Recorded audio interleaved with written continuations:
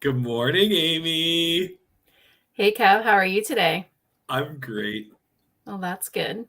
I'm pretty excited today to hear what all of our great vendors have to say today. I think food inflation is very hot topic right now. And I was doing a little bit of research leading up to today. And did you know that for the average family of four in Canada right now, that they've paid about $1,000 more for food since January 2020? I did not know it was that high. And I know, at least on our side of the business, we've been doing everything we can over here at Cisco to help. And we are so grateful to have this vendor community today here to help because our customers in the industry are facing the same pressures. So, Yeah, I know. I think that there's going to be a lot of great ideas, and we have a lot of great little tips and things to throw in along the way. So I'm really excited to get started. all right, let's roll.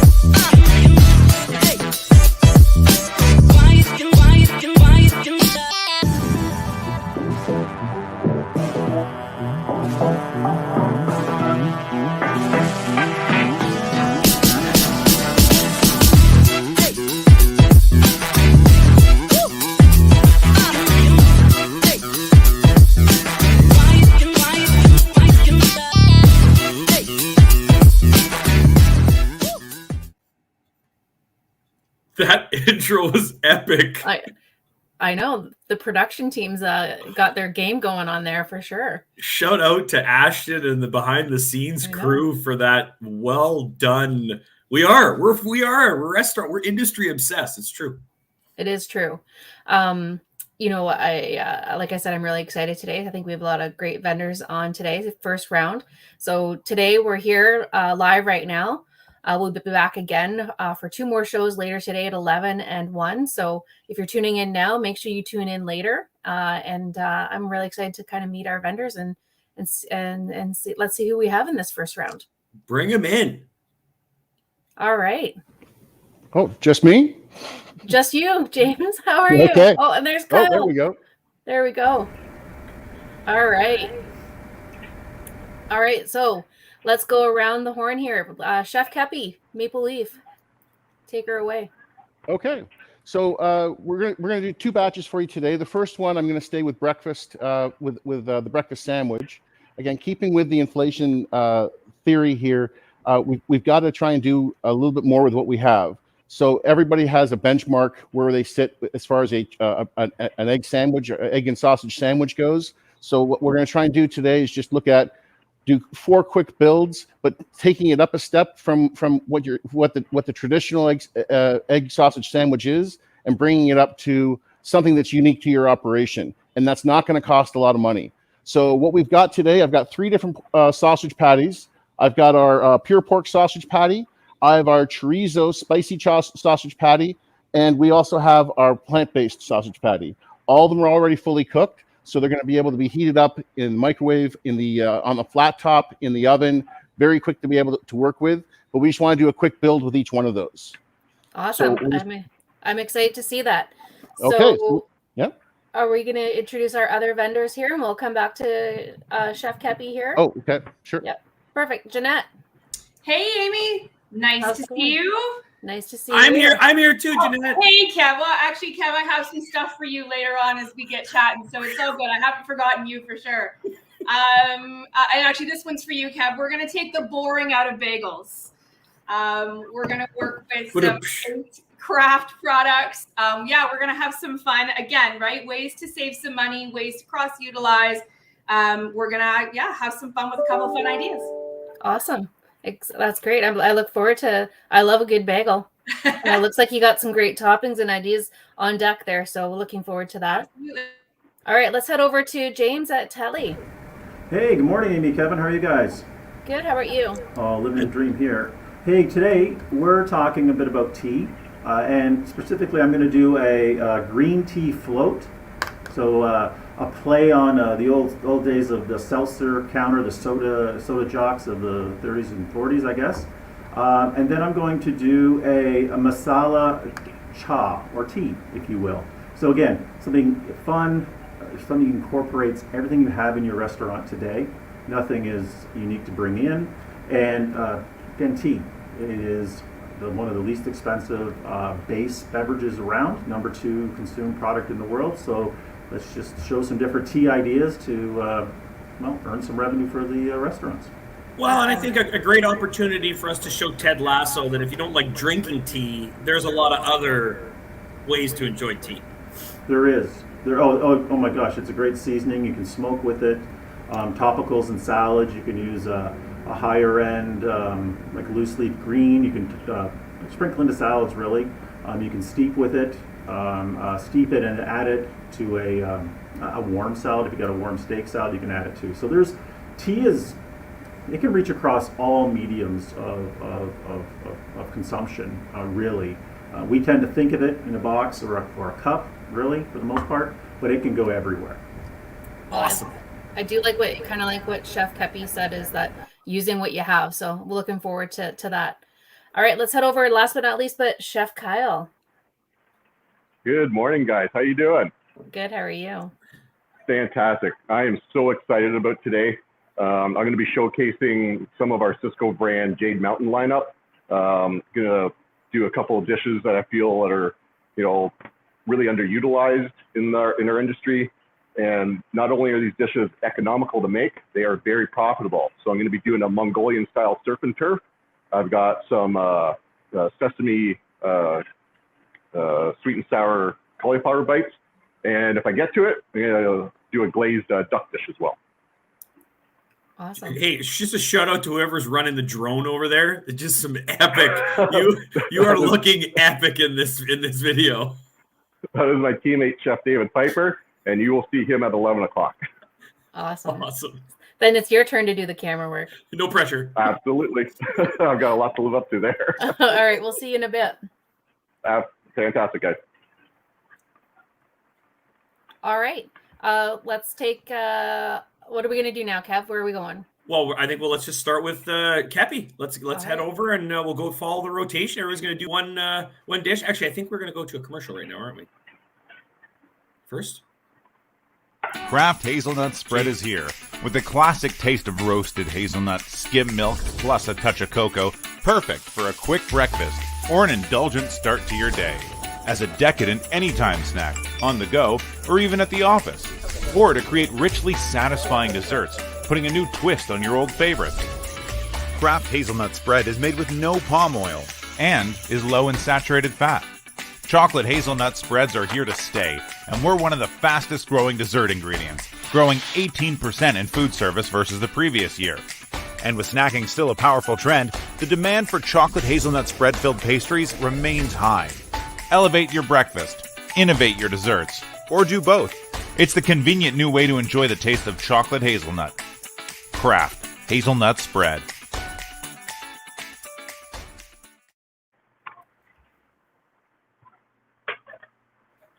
And you're on, Chef. Just going to get him off of mute. Okay, there we are. Okay, guys. So what we're going to do some quick breakfast builds. The idea, again, we're trying to just we're trying to move the benchmark a little bit from just the regular egg puck, sausage patty, processed cheese on a piece of bread. But it doesn't have to be so intricate that it's going to cost you a whole bunch of new ingredients to bring into the operation. And you don't have to over promote this problem. You can just make it unique to your operation, and that's all we're trying to do here. So as I started to say before, we've got our 3 different sausage patties we're going to work with today. I have a plant-based sausage patty here. We have our spicy chorizo sausage, and we have our pure pork sausage patty. All 3 of them are fully cooked, so you're going to be able to flat top them, do them in the oven and in the microwave. So we're just going to quickly do 4 builds here, guys. And so we're going to slide this up like that. And then we're just going to go down with the first one. We're going to start with an English muffin. And we're going to put down some spinach. Then we're going to get our pork sausage patty. Goes down on top of that. We're going to add in our egg. Goes on top. We're going to do a little bit of tomato. Fresh shaved parm. And the top of our English muffin. So just a very, very easy one to make. Simple, but it's one step more than what they're used to see, what the customers are used to seeing. With our toasted rye here, we're going to put down a little bit of roasted red pepper. Right under the plate. We're going to get we're going to use that pork sausage patty here. We're going to put down a second piece of rye, make a double stack here. Oh, it looks like you melted some cheese on that one. A little bit of cheese slipped in on that one, yeah. And we're going to get a second sausage patty. We'll top it up with a fresh egg.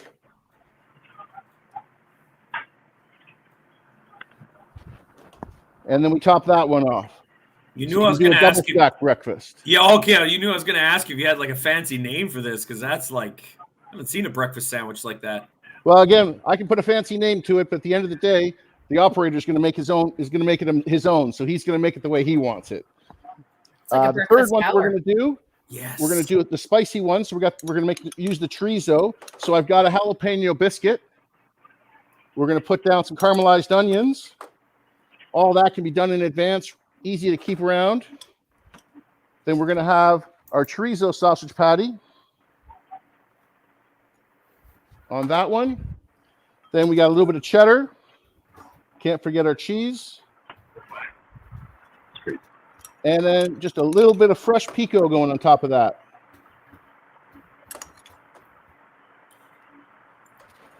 And then it can't be a Mexican style without getting some hot sauce on there as well. And we'll throw the egg in there, and even on top of that. Boom. And if I can just jump in there, Chef, anybody that's on this call that doesn't do a breakfast sandwich right now, you're missing out on this trend. It's portable. No. It's quick. Look at how he's building them right now. Like how quick, these three massive ones that he's done. And also keep in mind, don't compare those independents that are on here. Don't compare yourself to that price that comes up on the commercial from that big national brand here. That's not who you're competing against. Okay. So just, don't be afraid. Your customers, trust me, they're willing to pay for this. They just want portable and quick, but they still want nutritious. And they want it to look. They want to see a bit more effort than that you can get from the fast food restaurant chains. Correct. And this way, it's a bit more unique. It's something that they can come back to your operation for. Yes, and they'll only be able to get it from you. They're not going to be able to find this at those other places. They got to come back for it. And there's that level of uniqueness, right? Like being a little bit different, because I think when you look at those national chains, a lot of those breakfast options it's basically the same across the board, whereas this is something that's unique and introducing flavors and things, but you're not necessarily having a bunch of different components when you think about an inventory and trying to carry inventory and thinking about managing food costs and things like that. I think this is quite doable and unique. Absolutely. And again, with this one too, changing it up using the different bread components. So I've got an English muffin. We're doing a rye. I've got the biscuit, and then I've also got a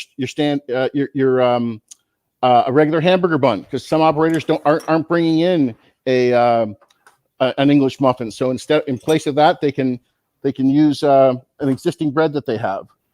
So Chef with this one, go ahead, Chef.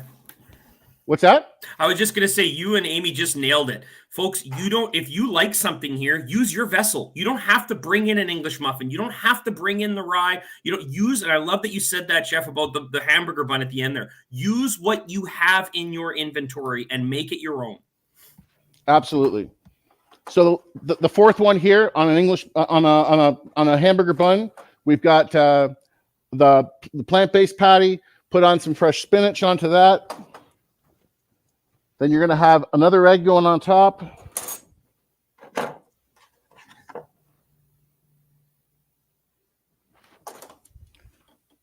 a little bit of fresh tomato. And there you are with your fourth one.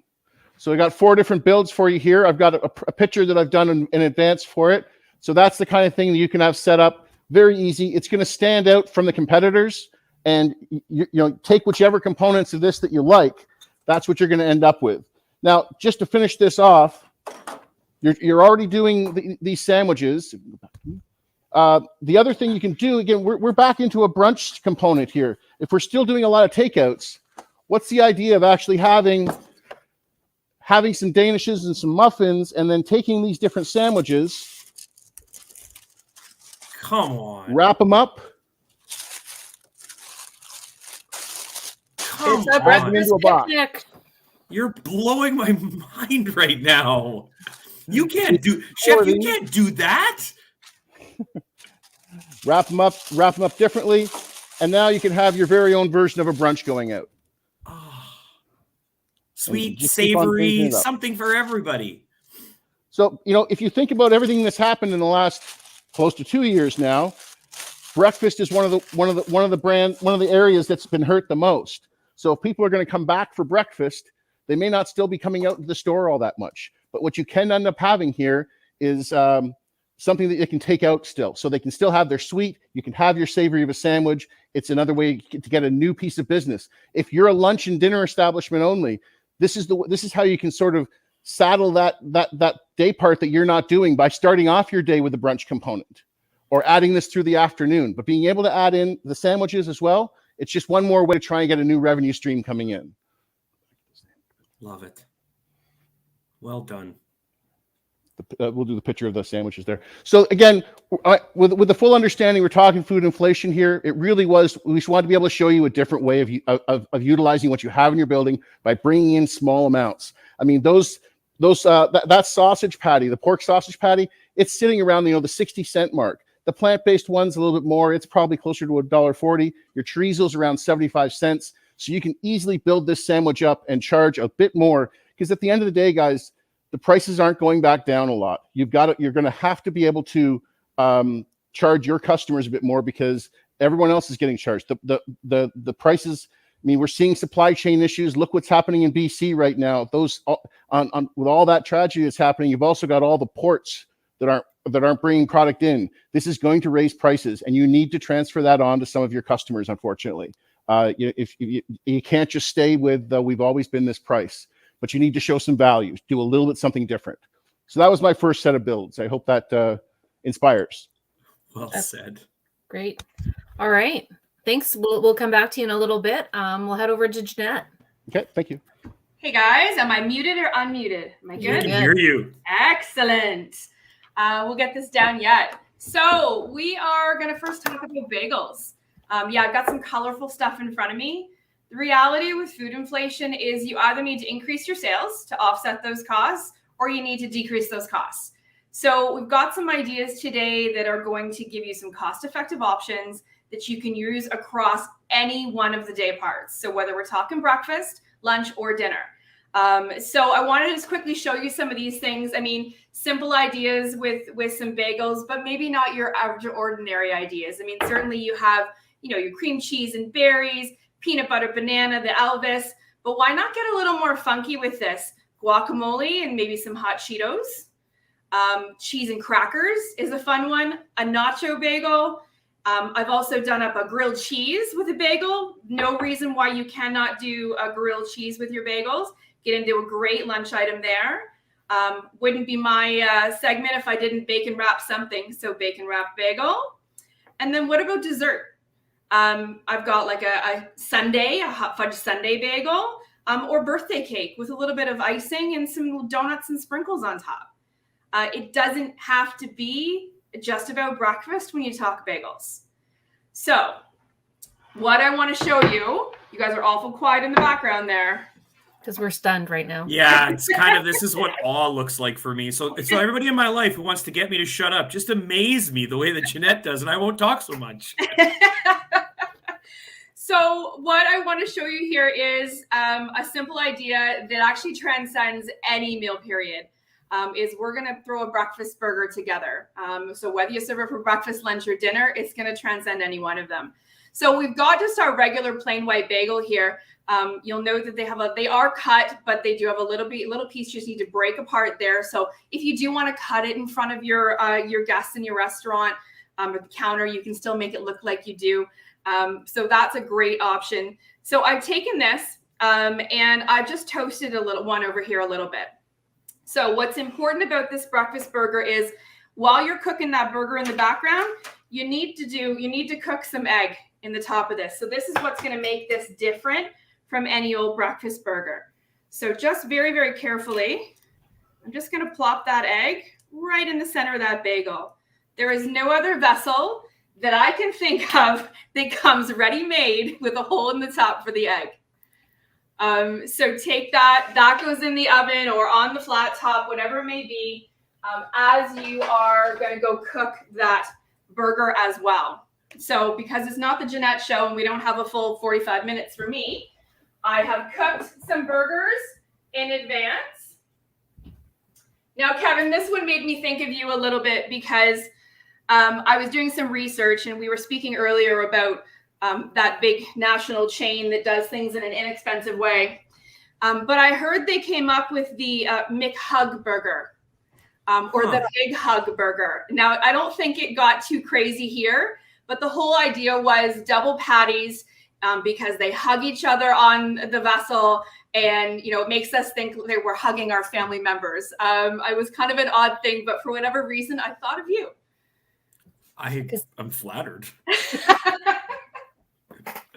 I always considered it inappropriate when I would stack two patties together and I'm like, oh, nobody's watching, are they? And now you made it feel so special. See?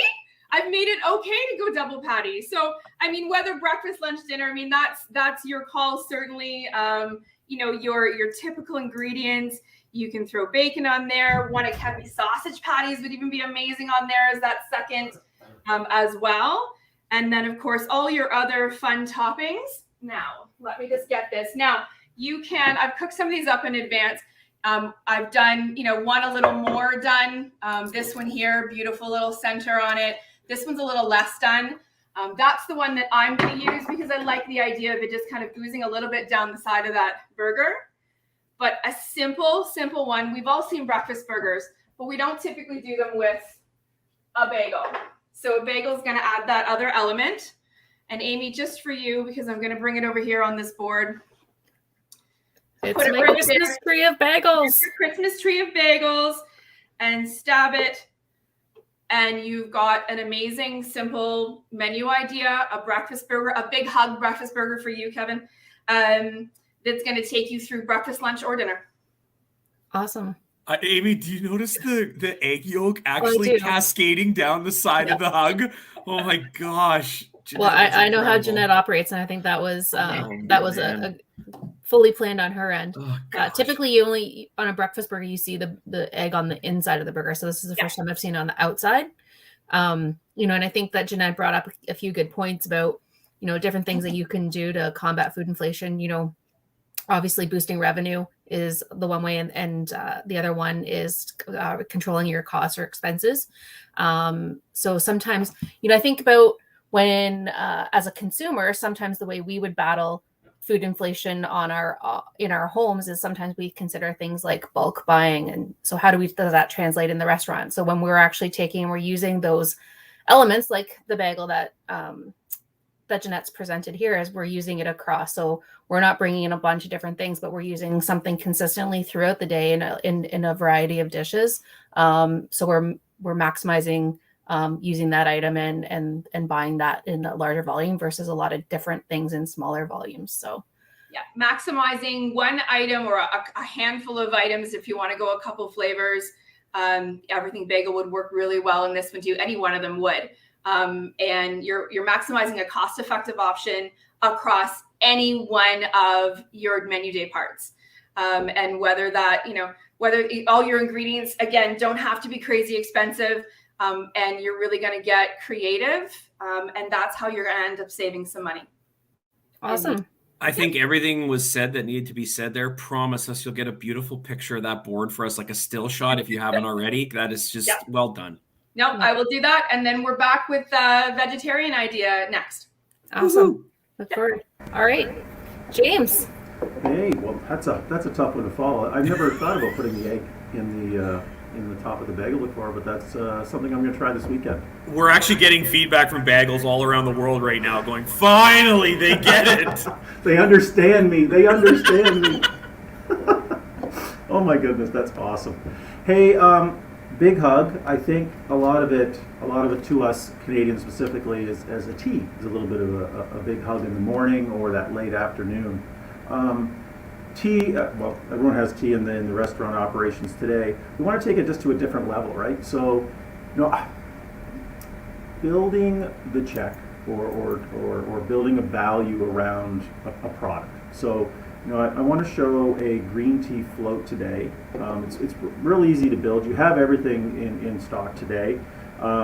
There's different ways, but I'm going to show you one way here to doing it today. So I got a fancy glitter glass. See this fancy glitter glass? You put a little bit of, 3/4 of the green tea in. Important, everything needs a little bit of lemon juice. So just a little bit of citric just to set things apart. Again, it's like building a craft cocktail in a way, but using tea as the base.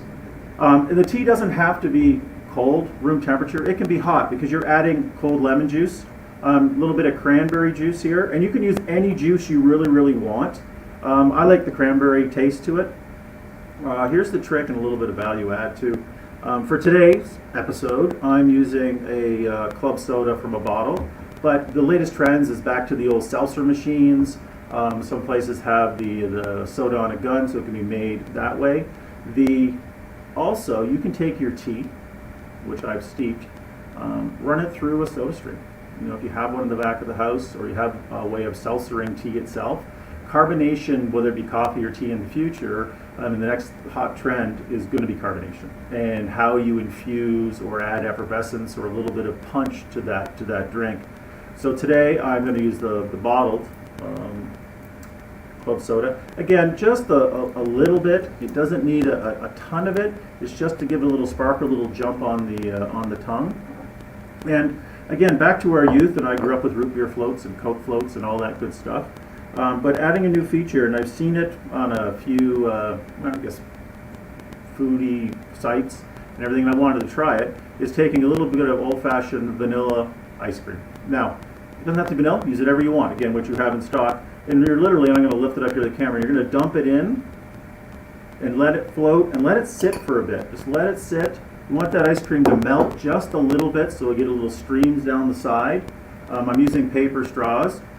Straw it, but also, again, back to the day we were younger, you want to add a little spoon because you want to be able to eat that ice cream as it moves its way through. So you're getting a nice tea hit. You already have it in stock. It's not an expensive start to a beverage. Generally, you have everything in stock that I've shown you, and you get I call it a green tea float. Again, any tea you want to use, anything you want to use as a base. I brewed a little bit of our wild berry tea, can be used base as well. But get unique, get fun with it. Give it to the bartender or your beverage manager, something to play with. It can be done at the bar, it can be done in the back of the house. It's very, very easy. And that adds value. That adds visual value to the menu.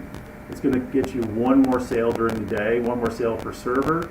Again, selling tea can help offset inflationary costs on other categories. And you already have it, and you have a built-in voice to talk to. So that's my first beverage to try. I'm going to have a little sip. So if I could add a couple things here before Amy does her thing. Number one, folks, people are dining out more. People are not necessarily dining in as much, but we are looking for things when we go for our walks. We are looking for things when we go, and what better than a tea beverage, a concoction of this nature? And not only that, as a parent myself, nothing against, I don't want to say anything negative about energy drinks, but here is a very nice natural energy drink if you're looking for something to boost your get a little midday or whenever in the day boost. So yeah, I appreciate that, Kev. That's right on the spot. That can go out hot or cold. And again, again, think of it hot. You'd say walking around with a cup, throw a little ice cream on the top. It's like you're getting butter and coffee now more days. put a little ice cream on top of the tea. That'd be a black tea in my opinion, hot. But it's something different, something that draws attention. I used to call it when I was in operations the fajita effect, right? You see a fajita going by and they'll say, oh, I got to have one of those. You bring it out, you bring out the attention to it, to the table. So that's the first drink today, and I'm going to come back with a masala cha, if you will, or tea, if you will. So one of the things I was just going to say is that, we mentioned earlier about one way to combat food inflation is obviously generating revenue. And so one of the ways is using our servers, our front of house staff, to be able to use the menu and items on the menu as a way of storytelling, and being able to, when you talked earlier before we were prepping for today, is when you said a float, I immediately thought of that root beer float of my youth and stuff like that. And so I think that some of that staff training that we do to help sell the menu and talk about some of those new things and focusing on the positive and those experiences, and sometimes it takes sitting with the staff and making sure they've tried it and how they feel, and showing how to build it. So really interesting. I think I might like to try that for sure. Simple. We'll invite you over when we can. Awesome. Thank you. All right, let's head over to Chef Kyle. How's it going, guys? Good. How are you? Oh, great still. So first dish I'm going to start off with today is going to be utilizing our Jade Mountain beef strips with ginger sauce. I'm not going to be utilizing the ginger sauce today. I've made a Mongolian beef sauce instead, but I think it's really important these days to make sure that we're cross-utilizing as many ingredients as we possibly can, to try to, strip down your menus, because a lot of us, create these massive menus that we just can't keep all that stock anymore. So a dish like this not only can be done Mongolian style, but with the sauce that's in the box already, you can do a Calgary beef, or it's also known as a crispy ginger beef. But this one is easily to execute. It's very quick to prep, and it's a very profitable dish as well. I'm just going to pop some rice in the oven there. So I've dropped it in the fryer. It's about 2.5 minutes for that. I'm just going to pop a couple things in the oven that I've already pre-grilled. The bok choy blanched. So you can literally put this dish out in under 5 minutes. And I think that's really key right now with, along with the labor shortage that we have in our kitchens, making sure that anything that we put forth is, like I mentioned before, easily prepped, easily executable, and most importantly, profitable, right? So we're just gonna go in there really quick. So the sauce that I use today for the Mongolian is, I just used a honey garlic sauce that I've added some chili paste to, or a samba olik, and a little bit of soy sauce, just to richen it up just a touch. So most things that we all have in our kitchens already. And I've got some parboiled rice here. Just gonna drop that in the bottom of my plate. It's gonna look like a very, very elevated plate when we're done here as well, which is also very important because people want to have that perceived value. Even though it doesn't cost very much to produce this plate, it's gonna look like it cost a fortune.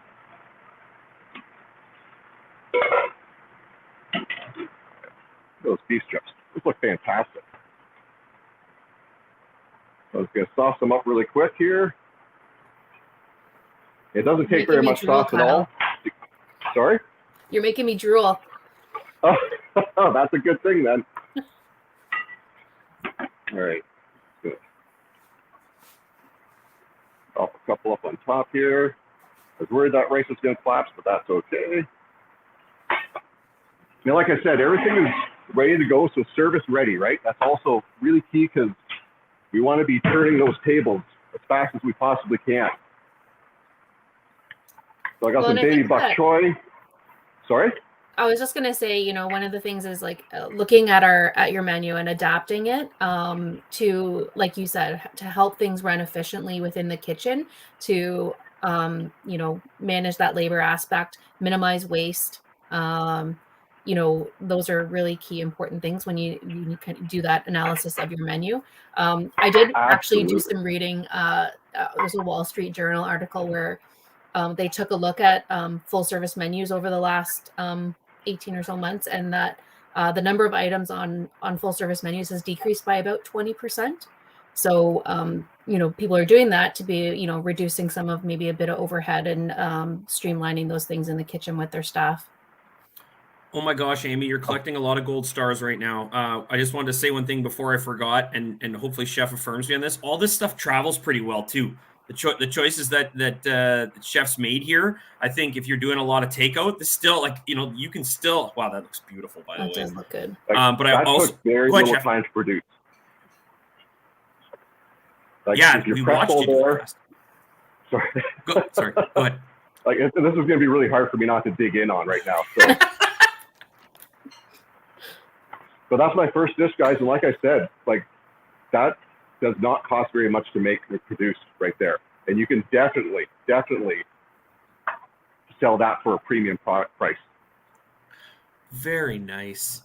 I also just want to add to something that Amy said about this finally being a time. Our business resource teams, I'm sure both the chefs, or I'm sure all the chefs on the call were grinning when you said that, Amy, because the number one thing we're seeing right now that is hurting inventory and costs for customers is how many items that they're keeping in inventory and on their menu. And to Amy's point, if that number is around 20 or 30%, also look at your reports and take off the slowest movers and the ones that are, or the items that are sitting in your freezer or fridge the longest. Help yourself while you're doing this, right? Use the data. Awesome. Well, thanks, Kyle. That is looks delicious. I would probably attack that skewer like a corn on the cob, maybe. But I look forward to seeing the next dish that you have and sharing some insights. Let's roll to a commercial, and then we'll do round 2. Perfect. Sounds great, guys. Can't wait to come back. At Lynch Foods, we're passionate about flavor. As a Canadian custom manufacturer, we've been developing high-quality products for our customers for over 80 years. Sauces, dressings, gravy and soup mixes, toppings and syrups for ice cream and milkshakes, all in packaging ranging from individual portions to retail and bulk formats. For food service, healthcare, or as industrial ingredients, our processing expertise, innovation kitchen, and research and development team partner to create and provide solutions. Our excellent customer service, world-class certified food safety standards, and experienced nationwide sales force can support your business locally, be a trusted partner, and inspire endless possibilities.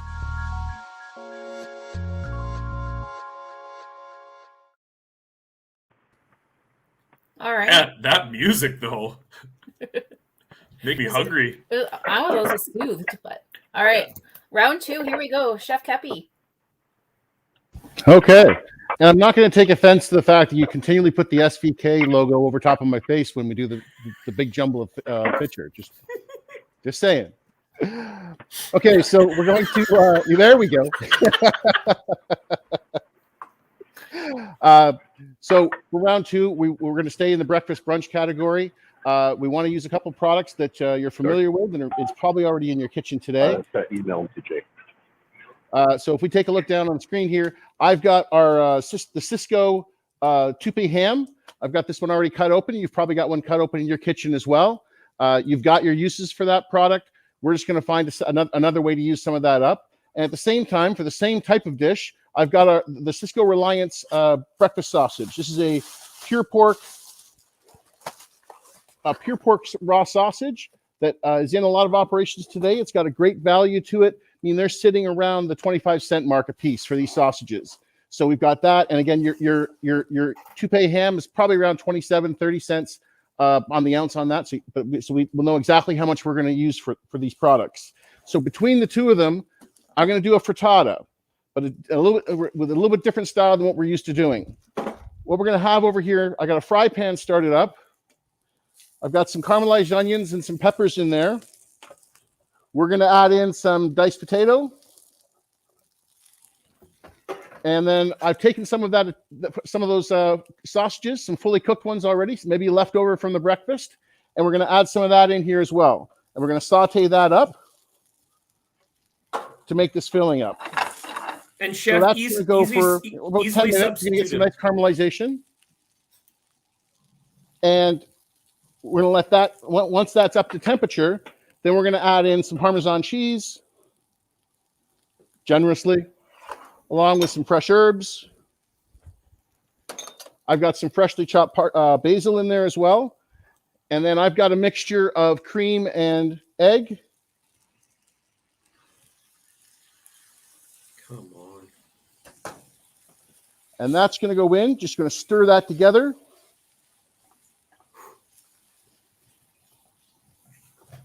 And we're going to start this on the stovetop here. And then this whole pan's going to go to the oven. And then we're going to end up with a frittata. But now, what are we going to do with that product? So if we go back to the center here, through the magic of television, we're going to be bringing another one out. And you end up with a frittata coming out of the oven just like that. So you've got your, this one actually has the diced ham in it. You're going to be able to do this up. It should, if you've got the right pan, it's going to be able to come right out of the pan. And it can be served up very hot that minute. But this is another product that can actually cool down before it's served. So we're going to be able to take that product out. Now, with this, you're going to, if we sit here and cut it up like we would for a pizza,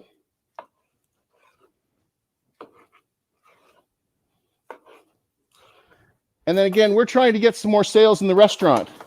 So my thought for this is you get yourself a pizza box. And if you want to send out a brunch, you can do it this easily. Whatever else you'd like to add on to this order. So you can actually make up a frittata for a takeout, just like that. That's simple. So there's someone that's coming into your establishment and taking out an entire frittata for the office, and then that can be served still really hot and cooled off as well. So it was just another way to be able to use your extra diced ham or your chopped up breakfast sausages for a dish that's very simple to make. You've got all these ingredients. It's not something people make at home very much, but that's something that very easily you can actually take the piece out, and it's handheld. So we're ready to go. So it was just another way to show a breakfast item that isn't a breakfast sandwich. What do you guys think of that one? I think that is amazing. I think that that's another great way potentially that you can minimize some waste within your operation as well, because of some of the things that you might be putting into the frittata. Absolutely. Yeah. And then I think that, I could see something like that flying out the door like a lot, especially on the weekends where you're bundling it, back to your a box like you had earlier with pastries, and you're kind of creating a brunch a bundle of sorts, and and it can also go out on its own in the restaurant along with a salad from a lunch perspective. But just it's just one of those things that people aren't doing at home that they'll pay for when they go out. Inexpensive. Using your existing products. Use up your ham, use up your sausage. It can be bacon as well, but bacon usually finds a home. So it's just it's the ham and the sausages that we want to see some new sales from. Yeah. No, awesome. Okay. So that was the concept for it. Thank you. Thanks, Chef. Well done, Chef. All right, Jeanette. I'm back. Awesome. So Kepi had some breakfast ideas. I'm going to take us into a little lunch or dinner, probably dinner for this one. We're going to talk about the Ace Craft Brioche today. I'm all about the vessels, obviously. But this is a unique one to talk about. And a lot of people don't realize that Ace Bakery has, well-known Ace Bakery high-quality items, but we have a craft lineup. It's a small lineup. It's a growing lineup. And what's unique about that craft lineup is that they are typically a little smaller in size, meaning that you can take maybe that smaller burger patty and still get great bun coverage, a way to save some of that money on your food cost. These products also have added cane sugar and sunflower oil, which means they're going to last longer. They've got about that 3 to 4 day shelf life compared to the 1 or 2 you get out of the traditional Ace products. And they're cheaper because of that sunflower oil, because of that cane sugar, they come in cheaper than our traditional Ace products. So if you're looking for savings, but you want amazing quality, this is a great option. So, of course, the other way to save some money is to look at what you're going to put on that. We showed you some creative ways to it with, again, cross-utilizing. Earlier, Kepi used, one of these burger buns for breakfast. Let's take it into dinner. Obviously, your burgers, your breakfast sandwich. I even made a grilled cheese out of it as well, right? Again, you don't need to have multiple cases in the freezer or on the line. You can get creative with what you've got. So I can get that out of the way for a minute.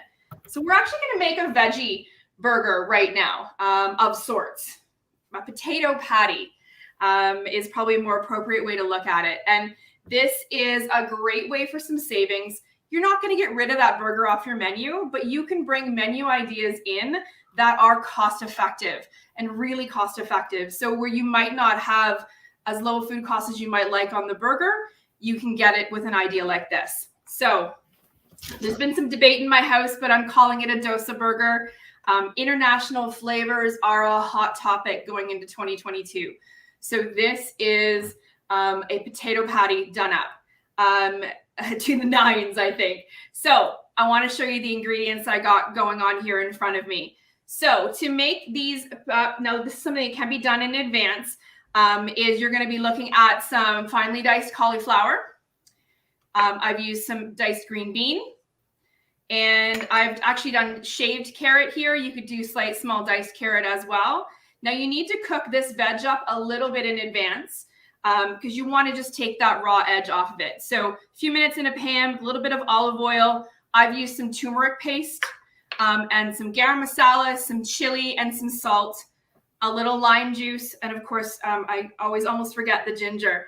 So all of those ingredients cooked up in the pan. And then you're going to add that to your pre-cooked mashed potato. Especially if you got mashed potatoes on the dinner menu, this is a great way, again, to take some of those ingredients and, use them up. You're going to have less waste, but the potential of this kind of combination. So think about those things you're throwing on the side. They might make a great potato patty. So all combined, once your ingredients are put together, look at that color, right? Yeah. And this is, if you had some smell-o-vision right now, it smells so good. And it is definitely with that garam masala, you've got that Indian flavor in there, a little bit of heat, as much as you want, really. And then you're really just going to make those patties as big as you want. I mean, I've made them obviously to fit that bun, pack them in nicely. I will note, by the way, one ingredient I just about missed. Believe it or not, a little soaked sliced bread. That soaked sliced bread added into the mixture. Take that bread out of the water, squeeze all that extra water out of it, add that in. That's going to add some starch to your mixture, and that's actually going to help it stay together. You can obviously get away without this if you want to go with something a little more gluten-free, but since we're throwing it on a bun today, we didn't worry too much about that one. Would it work? Would it still work with, if you use gluten-free bread? It would. Right? It wouldn't have the same. It would be more of a texture modification Okay. than it would. But you could modify the recipe slightly just to give you that a little more stick, maybe to it. So there's definitely some options to go if you want to go gluten free. So I've done this up. So again, get that beautiful mixture out of the way. If we take our brioche. Now, again, you've got brioche, you've got a little bit of that yellow eggy color in there, a little bit of a glaze on top. And I've done up a couple of these patties in advance. Again, because we don't have all that much time. Nice, beautiful, thick potato patty. Your potatoes, your carrots, your cauliflower, those aren't the things costing you a ton of money. So throw that on the bun. Kevin, I could double it for you, but that's a really big potato. my spouse would be extremely pleased for me to double my vegetable intake, so thank you for that. Well, there you go. We could double it up if we want to.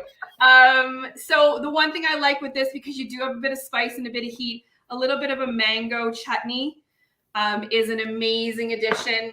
I like a little cilantro in there just to add that, some tomato, a little bit of red onion. If I can just add into, I can hear in my head some of the folks that relentlessly follow case costs. Oh, Jeanette, have you seen the cost of a case of cauliflower recently or whatever? What she is referring to is the breakdown of a recipe cost. Okay, when you actually take a lot of those ingredients and break them down, and we have been helping our customers like never before break down recipe costs. I'm not saying that prices haven't increased. You're seeing the statistics come up here on the screen. You're seeing it in the news. But please do, if you haven't done this already, do the breakdown per item and per ingredient, so you know. So and it'll help you actually. I think it'll help the anxiousness that we're seeing when these costs come through, right? Because when it actually breaks down to a recipe like Jeanette's doing here, it's not nearly as much, and then you realize you don't have to raise your prices as much to keep in line with that inflation. That's absolutely true. Just to give you some perspective, about 8 patties of the size I just used. So that good size, 4 to 5 inch patty.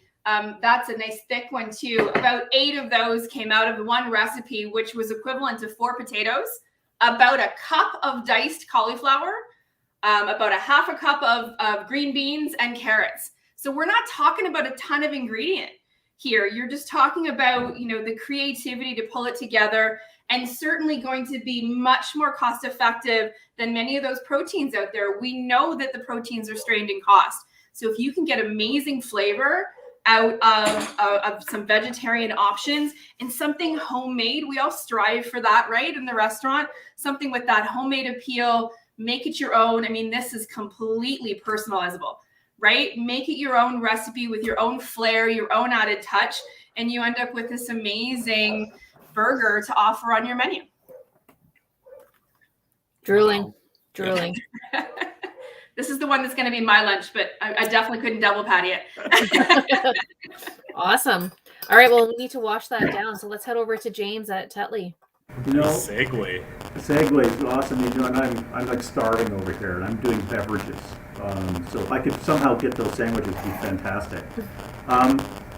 Hitting on the garam masala, I'm taking a little, I guess, a journey myself. I went to India a couple years ago and got to experience India as anyone can. And, a fond memory was going to those little, I'll call it tea, but cha carts, and getting a mug of cha tea and then on clay thing and smashing it and for a couple of rupees and you're laughing. Tea can be an experience too. It can take you in many different ways and journey, whether it be memory or going with the lovely sandwiches we saw and meals. But most restaurants have a teapot, and you can sell a tea in a pot for a group event, or again, adding to the menu, adding something different. So I'm going to build my version of a chai tea, something you can make yourself. And it's not, again, you have all the ingredients, you have the tea in-house, and you can build it. Again, it's an experience and it's a value add, and it's a premium. So if you can get $7 or $8 for a pot of tea because of an experience, not just the orange pico in, and not to put orange pico down because many people like it, but then elevating it up. So, and there's 2 ways of making this. Today I'm going to use the hot water tower, so it's got boiling water in it, but you can make it on the stovetop. Again, a standard pot, and what you're going to do, and I'm a little far away here, and I do apologize, but it is, filling up. I'm going to use Bodum here, but you can boil water and tea bags. I put 4 tea bags in because you want it strong. You don't want it to be weak. Cha or tea in India on the street from a street vendor is very, very a lot of body, a lot of strength, a lot of impact. So here I have some condensed milk, and again, it goes in the same time. Now I put about 2 tablespoons in, and you let it steep with the tea, with the water, and you make it a little bit of almost like a slurry. So I'm putting a little bit more in, so I like a little stronger. Just give it a little mix. So again, because that strong, milky, and it's steeping. So while we talk and go through it steeping. Now here's where the chai comes to. Again, classic pepper grinder. A couple turns, and you can use whole peppercorns if you want to. A little star anise, and I use ground. I'm using ground today because I think when you grind a spice, it allows you to release the flavor right away. So you're not letting it sit as long, or you don't have to. But of course, you can use full full anise in the pot. So I'm just going to use a little shake, which is about a 1/4 teaspoon. Cardamom. Again, visually, you can go for whole pods. Just give them a little crush. You want to crush them down just a little. Or, again, ground cardamom, a little shake. And depending on what part of India you go to, every cha is a little bit different. Little cha is a little bit different. North, south. And you can smell the cardamom just kind of cooking away in the hot liquid. Just a touch of cloves, and I mean just a touch. You don't want tons in there. Again, cinnamon. We all have these spices. Cisco's a lovely brand of spice. And again, a little tap, and you can do specific recipes that you really want to come out of it. But again, you're making it your own. Mixing, and I use a Bodum here on purpose because I want to strain it, because those spices are going to be floating in. Oh, you know what? Again, I too forget the ginger once in a while. Slicing up some ginger, and again, it doesn't have to be peeled, it just has to be chopped.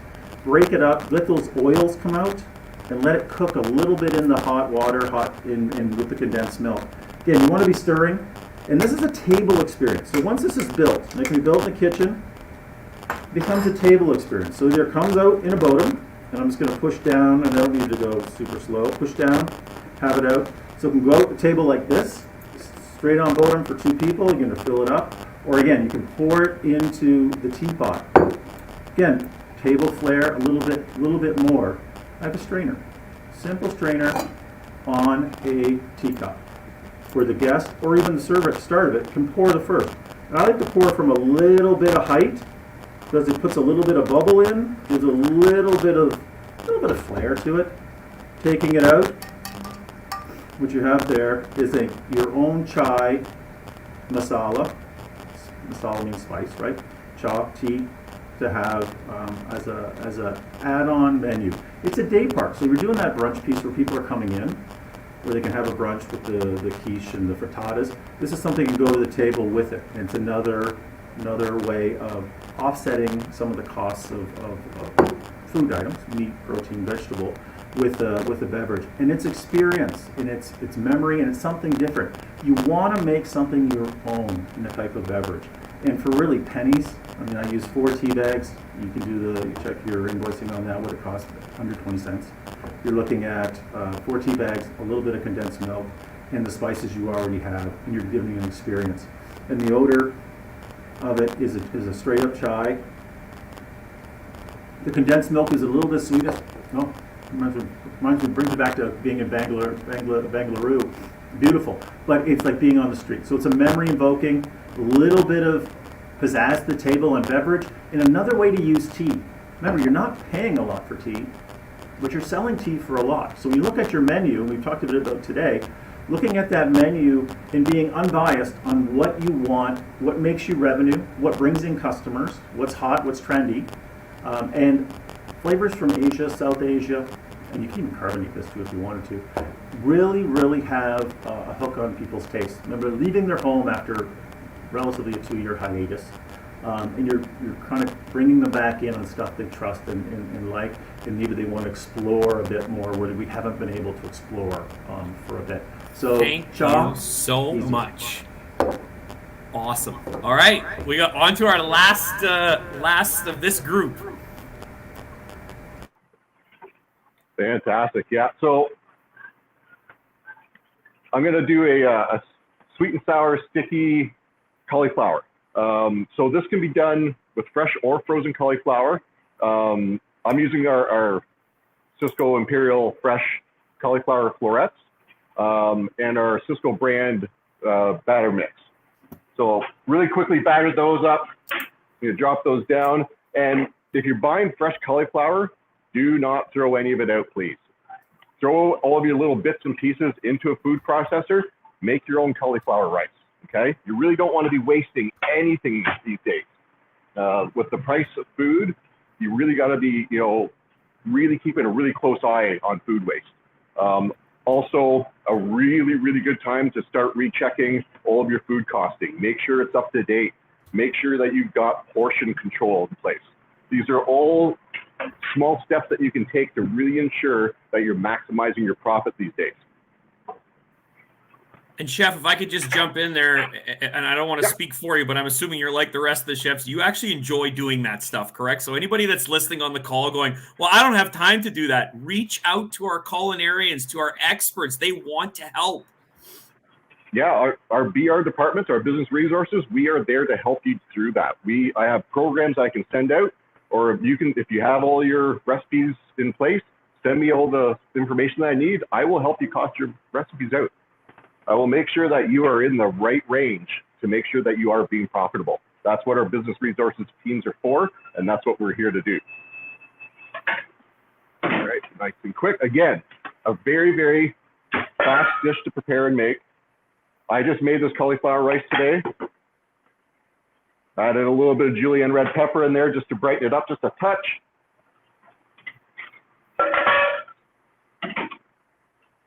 We've got our, I don't know, these things just look fantastic.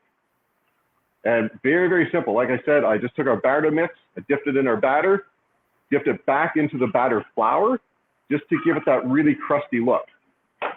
I'm using our Jade Mountain sweet and sour sauce that I again added a little bit of samba oelek to, and a touch of soy sauce is again just to richen it up. It doesn't need it, but for this dish, I really wanted to enhance that.